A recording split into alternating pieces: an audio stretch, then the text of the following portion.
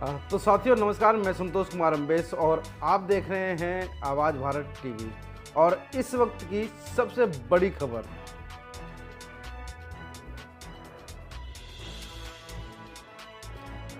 दिल्ली में धूमधाम से मनाई गई बाबा साहब की 135वीं जन्म जयंती।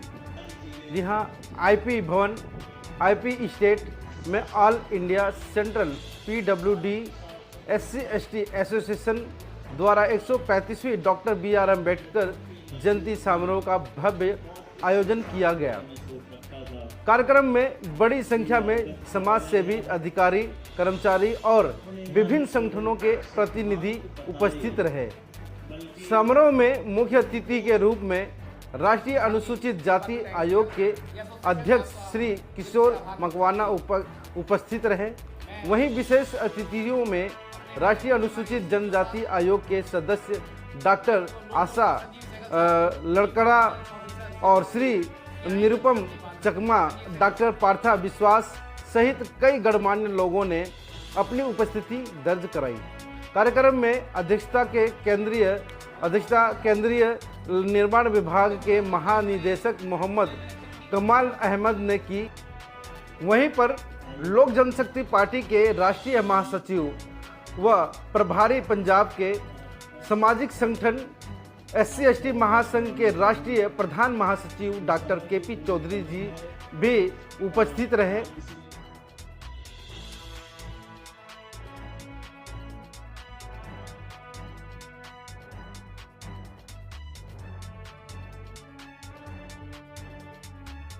कार्यक्रम में विशेष रूप से उल्लेखनीय रही, उन्होंने बाबा साहब के विचारों को समाज के अंतिम व्यक्ति तक पहुंचाने की आवश्यकता पर जोर दिया।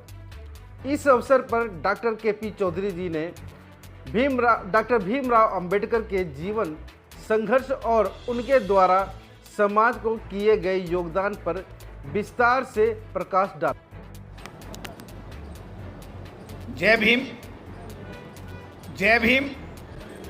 बाबा साहब की जयंती मना रहे और जय भीम हाथ उठा के बोलो, जय भीम, जय भीम। बाबा साहब अम्बेडकर अमर हैं, बाबा साहब अम्बेडकर अमर हैं, अमर हैं, अमर हैं। भारत का संविधान जिंदाबाद, जिंदाबाद, जिंदाबाद। भारत का संविधान जिंदाबाद, जिंदाबाद, जिंदाबाद। आदरणीय चकमा जी, हमारे माननीय सदस्य अनुसूचित जनजाति आयोग मैडम ऑनरेबल मेंबर लाकरा जी चली गई हैं। मंच पर हमारे CPWD परिवार के सभी वरिष्ठ अधिकारी, संगठन के हमारे राष्ट्रीय अध्यक्ष, राष्ट्रीय महासचिव यादराम मीना जी, राजेंद्र कुमार जी और सभी हमारे आज देश के कोने कोने से आए CPWD परिवार के सभी सम्मानित भाइयों बहनों, सबसे पहले CPWD परिवार को, एसोसिएशन को इस बात की बधाई कि एक साल में 2 प्रोग्राम के माध्यम से नए साल का कार्यक्रम भी यहाँ होता था और ये प्रोग्राम जो है ये वो भवन टूट गया, उसकी वजह से आज पहली बार शायद मुझे लगता है कि हम आज बाबा साहब की जयंती यहाँ मना रहे हैं। लेकिन देश के कोने कोने से जब आप आते हैं, अपनी एकता एकजुटता दिखाते हैं, संगठन को मजबूती प्रदान करते हैं और संगठन के माध्यम से एक एक अधिकारी कर्मचारी के साथ न्याय कराने का जब आप सफलतम प्रयास करते हैं और अगर कोई बाधा आती है तो SC आयोग, ST आयोग और संसदीय समिति, पार्लियामेंट्री कमेटी हमारे साथ खड़ी होती है।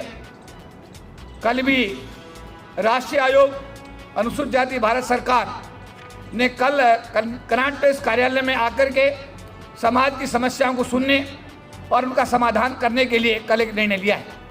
तो कल SC आयोग के मेंबर और अन्य अधिकारी कर्नाटक प्रेस कार्यालय में आ रहे हैं और वहाँ बैठ करके सब चर्चा होगी, क्या समस्या किस विभाग में हो रही है, CPWD विभाग में क्या समस्या है, स्टेट बैंक में क्या प्रॉब्लम है, रिजर्व बैंक में क्या प्रॉब्लम चल रही है, LIC में क्या प्रॉब्लम है।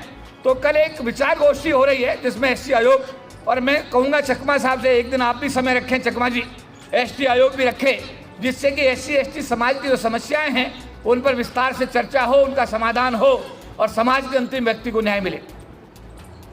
बाबा साहब अम्बेडकर द्वारा लिखित पुस्तकों का अभी जिक्र हो रहा था। बाबा साहब ने तो सबसे बड़ी पुस्तक जो लिखी उसका नाम है भारतीय संविधान।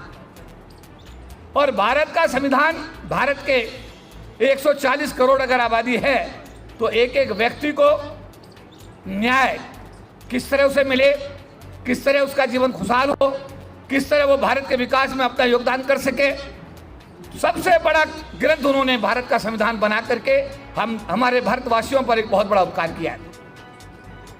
बाबा साहब अम्बेडकर की जहाँ तक शिक्षाओं की बात कई बार होती है, बाबा साहब तो उस समय विदेश में पढ़े, लंदन स्कूल ऑफ इकोनॉमिक्स में प्रोफेसर बनने का ऑफर हुआ, नहीं बने, भारत आए, भारत में हमारे जैसे आप जैसे गरीबों के लिए काम किया और हमारे लिए सरकार की नौकरियों में 22.5% और लोकसभा और विधानसभा में 25% के आरक्षण की व्यवस्था करके इस देश के गरीब तबके को राष्ट्रीय मूलधारा में लाने के लिए उन्होंने जो योगदान दिया उसके लिए बाबा साहब हमेशा याद किए जाएंगे। भारत की महिलाओं के लिए हिंदू कोर्ट बिल पेश करके उनको भारत में सामाजिक न्याय की धारा में मूल धारा में लाने का जो बाबा साहब ने प्रयास किया उसके लिए भी बाबा साहब हमेशा याद किए जाएंगे। बाबा साहब ने देश के अंदर रिजर्व बैंक की स्थापना, भाखला नागल डैम की स्थापना, LIC की स्थापना, मैं कह सकता हूं कि भारत का जो भी स्वरूप आज बना है वो परम पूज्य बाबा साहब डॉक्टर भीमराव अम्बेडकर की देन है और उसके लिए हम सबको उनका हमेशा कृतज्ञ होना चाहिए। उनको एक जाति विशेष तक, धर्म विशेष तक जब लोग सीमित करते हैं, कई बार उनकी प्रतिमा तोड़ने की बात होती है, कई बार हमारे IAS अधिकारी, IPS अधिकारी संविधान की शपथ तो लेते हैं पर पदों पर बैठने के बाद में उस संविधान की बात को भूल जाते हैं, शपथ को भूल जाते हैं। मेरा निवेदन है कि हमें उस शपथ को याद रखना चाहिए और बाबा साहब के बनाए हुए संविधान के अनुरूप हमको अपना आचरण करना चाहिए। मैं आज CPWD परिवार को इस बात के लिए एक बार पुनः बधाई देता हूँ। यादराम मीना जी और उनकी टीम, अध्यक्ष जी और उनकी टीम जो देश के कोने कोने से आई है, मेरा सौभाग्य रहता है कि नए साल में जब आप कार्यक्रम करते हैं तो मुझे भी आने का मौका आप देते हैं और जब आप बाबा साहब की जयंती मनाते हैं तो भी मुझे आने का सौभाग्य प्राप्त होता है, आपके साथ इंटरेक्शन होता है।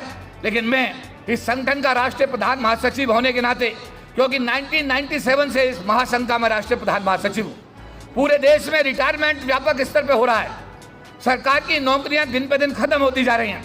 40 लाख वाला ये महासंघ आज सिमट करके 6 लाख पर आ गया है। ये बहुत गंभीर विषय है। सरकारी क्षेत्र में अब रिक्तियां नहीं है, भर्तियां नहीं है और जो लोग सेवा में आए वो लोग सेवानिवृत्त होते जा रहे हैं और जो नए बच्चे आ रहे हैं उनको माँ बाप पता नहीं क्या शिक्षा दे रहे हैं, उनको बाबा साहब से, बाबा साहब के बनाए हुए इस सामाजिक आंदोलन से उनकी रुचि दिखाई नहीं देती है। बहुत सारे माँ बाप ने अपने बच्चों को पहले विदेशों में भेज दिया, बहुत सारे माँ बाप ने अपने बच्चों को पढ़ाया कि रिजर्वेशन का लाभ तो लीजिए, लेकिन ये बाबा साहब के मिशन के चक्कर में मत पड़िएगा। उसका नुकसान ये कि नई पीढ़ी जो आ रही है वो इस मिशन के प्रति पूरी तरीके से समर्पित दिखाई नहीं दे रही है।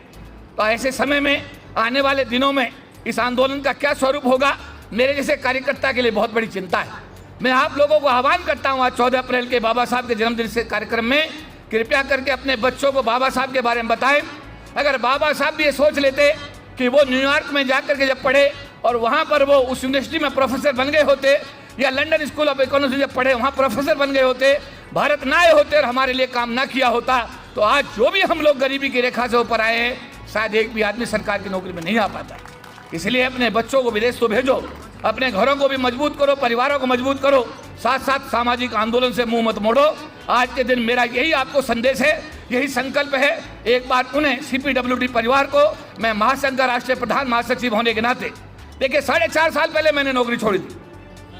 पहले मुझे एक राजनीतिक पार्टी का राष्ट्रीय महासचिव बनाया गया। पिछले दिनों कुछ ऐसे इशू रहे, मुझे लगा कि बाबा साहब का मिशन यहाँ पूरा नहीं हो रहा है, मैंने वहाँ से त्याग पत्र दे दिया और उसके 1 हफ्ते बाद ही मुझे रामविलास पासवान, जो हमारे सामाजिक न्याय के योद्धा रहे हैं, जिन्होंने 50 साल भारत की संसद में हमारी आवाज़ को उठाने का काम किया है, उनकी पार्टी में उनके बेटे चिराग पासवान, जो केंद्र सरकार में फूड प्रोसेसिंग इंडस्ट्री मिनिस्टर हैं, उन्होंने मुझे फिर पुनः राष्ट्रीय महासचिव अपनी पार्टी में बनाया। पंजाब का, राजस्थान का, मध्य प्रदेश का प्रभार दिया, SC/ST मामलों का प्रभार दिया। तो मैं जो सेवानिवृत्त लोग हैं, जो राजनीति में रुचि रखते हैं, मैं उनको इस मंच के माध्यम से आपको आह्वान भी करता हूं, जो चाहें वो आएँ, पार्टी ज्वाइन करें, पद लें और अपनी पार्टी में पद लेकर सम्मान के साथ में अपने बाबा साहब के मिशन को सींचने का काम करें। एक बार उन्हें CPWD परिवार का बहुत बहुत धन्यवाद। उन्होंने जय कहा भीम। कि बाबा साहब ने संविधान के माध्यम से देश को समानता, न्याय और अधिकारों की नई दिशा दी। उनके विचार आज भी समाज के हर वर्ग के लिए प्रेरणा स्रोत है। कार्यक्रम के दौरान डॉक्टर भीमराव अंबेडकर के चित्र पुष्पांजलि अर्पित की गई और उनके आदर्शों को आगे बढ़ाने का संकल्प लिया गया।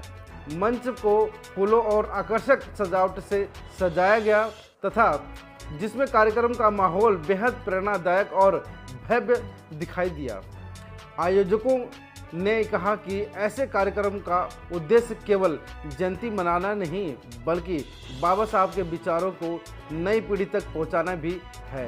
कार्यक्रम में उपस्थित लोगों ने सामाजिक समानता, शिक्षा और संवैधानिक अधिकारों को मजबूत करने की दिशा में कार्यक्रम करने का संकल्प लिया।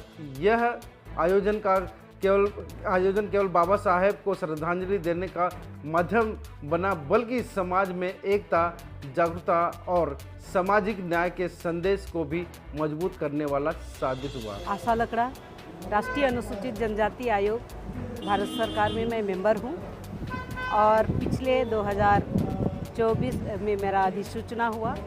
2 साल का कार्यक्रम हमने पूरा कर लिया और जिस तरह से देश और समाज में लगभग ट्राइबल समाज है, पूरे देश भर में 725 के एबव प्रकार है और लगभग अगर देखा जाए तो 10 से 12 करोड़ की आबादी है जो पूरे देश भर में है। सभी के पास जाना, उनके सामाजिक आर्थिक विकास में जुड़ना, उनकी योजना प्रक्रिया में भाग लेना और उन्हें न्याय देने का काम करते हैं। चाहे किसी तरह का भी कोई मामला होता है, आयोग उन्हें न्याय देने का काम करती है।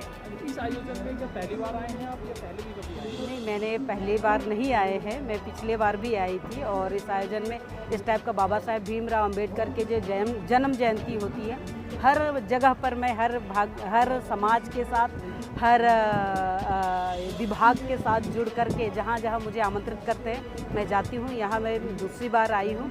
जिस तरह से CPWD के माध्यम से ये कार्यक्रम का आयोजन होता है, मैं इतना कहूँ कि बाबा साहेब भीमराव अंबेडकर ने जिस संविधान को गढ़ने का काम किया है, ये देश और समाज के सामने एक बड़ा ताकत देता है। जिस तरह से हमें आयोग में हमारा अनुच्छेद 338 के अंतर्गत ये शक्ति प्रदान की गई है। संभवतः ये हमारा संविधान नहीं होता तो ये ताकत नहीं होती। मैम, एक 31वां जो महिला संशोधन बिल आया था वो खारिज हो गया, उसके विषय में क्या कहना चाहिए? देखिए, महिला नारी शक्ति वंदन अधिनियम बिल पारित होना था जो नहीं हो पाए हैं। मैं इतना कहूँ कि महिला कभी भूलेगी नहीं, इसको याद रखेगी और आगे भी इसके लिए लड़ाई करते रहेंगी क्योंकि सदियों गुजर गए हैं। बाबा साहेब भीमराव अंबेडकर ने संविधान गढ़े हैं और जिस तरह से समाज को उनका हक और अधिकार देने का काम किए हैं, इस समय भी देश के यशस्वी प्रधानमंत्री ने अपने सोच और विचार के साथ महिलाओं को सम्मान देने का काम किया। आपने देखा होगा जिस समय खुले में लोग शौच करते थे, उन्हें स्वच्छ भारत अभियान के तहत शौचालय देने का काम किया। सोने के लिए छत नहीं थे, वो प्रधानमंत्री आवास योजना दिए। ऐसे जो महिलाएं हैं जिसको एक ताकत देने के लिए, जैसे ट्राइबल लड़की मैं हूँ और ट्राइबल एरिया से आती हूँ, जिस महिलाओं को आर्थिक रूप से ताकत नहीं थे, तो ये आर्थिक रूप से ताकत बनाने के लिए MSME में सेल्फ हेल्प ग्रुप के माध्यम से उन्हें ताकतवर तो बना दिए, लेकिन नीति निर्धारण में हम कहीं छूट गए हैं। तो संभवतः अगर नारी शक्ति वंदन अधिनियम पारित होते तो आज हमारी जो महिला है पार्लियामेंट में भी जिस तरह से पंचायत में निर्णय करती, उसी तरह से पार्लियामेंट में भी निर्णय कर पाती। लेकिन कोई बात नहीं, महिलाएं लड़ेगी, आगे इस बिल को लाने के लिए जोरदार विरोध भी कर रही है, आगे भी करेंगी। हर तरह आप देखिए सोशल मीडिया में सभी जगह छाए हुए हैं कि महिला को ताकतवर बनाने में, कि जो जननी है जन्म देने में हिम्मत रखती है, आपको पालने पोसने में हिम्मत रखती है, घर संचालन करने में हिम्मत रखती है, तो देश चलाने में भी हिम्मत रखती है। बाबा साहब के बारे में जितना बोला जाए उतना कम है। बाबा साहब की व्यक्तित्व इतना बड़ा है, इतना विशाल कद है उनका कि उनके बारे में जितना आप कहोगे उतना कम है। उनके द्वारा किए गए मानवता के कार्यों के बारे में ज़्यादा जितनी आप चर्चा कर सकते हो वो कम है।